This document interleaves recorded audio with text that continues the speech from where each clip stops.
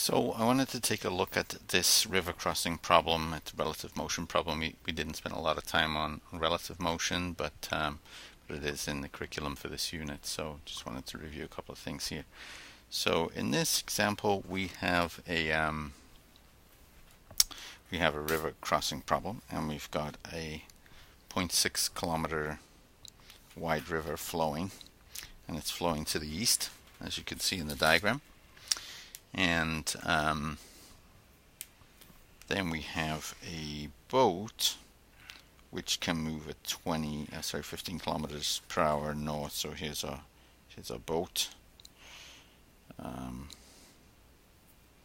There's a boat here, and it's traveling north, and the river is flowing this way here east at 20 kilometers per hour. So there's a few things we can note. We can note the velocity of the boat relative to the river, which is 15 kilometers per hour due north, and then we've got the velocity of the river relative to the shore, which is 20 kilometers per hour east, and the boat's going to do both of those things. So if you're on the shore at the launch, you're going to see the boat moving, pointing north and heading at 15 kilometers per hour north, but also moving downstream at 20 kilometers per hour east. So that's the setup of the problem.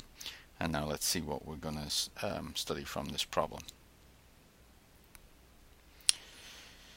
So the first thing we're asked to find in part A is to find how long it takes to get across. So I've reproduced the diagram here just to show the motion. So we're trying to find how long does it take to get across the water. Now we could use the boat is actually going to sort of travel in this direction here, sort of in this direction. So we could find out how far it travels in that direction and what's the velocity in that direction, and we could use those two things to find the time. But an important concept with relative motion is if we just look at part of the motion, as long as we've got vectors in the same direction, we can use those vectors together to find what we need.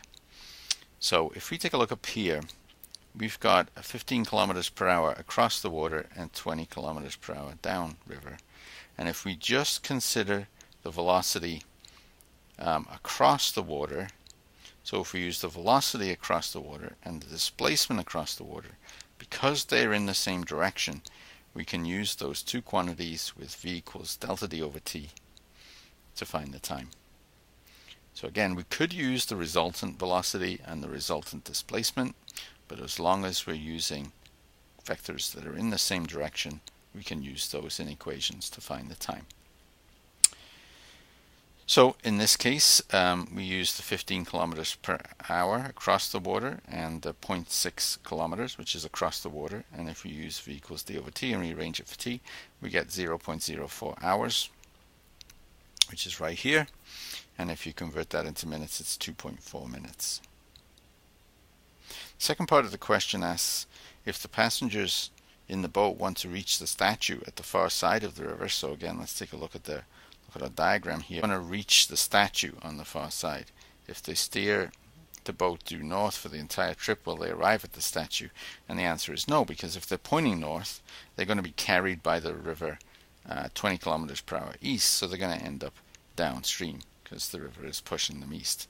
So if I again zoom in on my diagram here, I can see they're pointing north, but they're actually going to move in this direction here, somewhat in that direction, pointing north all the time, but they'll end up east. This third part and the final part of the question is asking how far east do they end up going, as far as the snack bar or past the snack bar, or not as far as the snack bar. So if we now take a look at part C in the question, we see if they steer the boat due north, what will happen. So we're just going to consider in this part, we're going to consider the motion downstream. Again, we're not looking at the composite motion, we're just looking at part of the motion, in this case the downstream part. So it's moving at 20 kilometers per hour downstream. If I use v equals d over t and rearrange that for d, substitute, I get 0.8 kilometers, or 800 meters downstream. So if we take a look at our diagram again, we see that the snack bar is 500 meters downstream. They're going to go 800 meters downstream, so they'll end up 300 meters east of the snack bar. And the last part of the question says find the resultant velocity at which an observer standing in the snack bar would see the boat traveling. So now we've got to find the resultant velocity. To find the resultant velocity, which is sort of the overall velocity, we take the 15 kilometers per hour north and the 20 kilometers per hour downstream, and we add those together, but we have to add them together as vectors, so geometrically. And when we do that, we get this right angle triangle. So we can use Pythagorean theorem here to find the length of the resultant velocity, and that comes to 25 kilometers per hour here. And then we also need to find the angle velocity as a vector quantity, so we need the direction. So to find the direction, we use the tangent ratio here. Tan theta is equal to 20 over 15, and if we solve that for theta, we get 53 degrees. So the way I would describe that resultant velocity is 25 kilometers per hour, and the direction is from the north, heading 53 degrees towards the east. So we write that as north 53 degrees east. So a major concept then for relative motion problems is if you're using velocity and displacement vectors, they must always be in the same direction.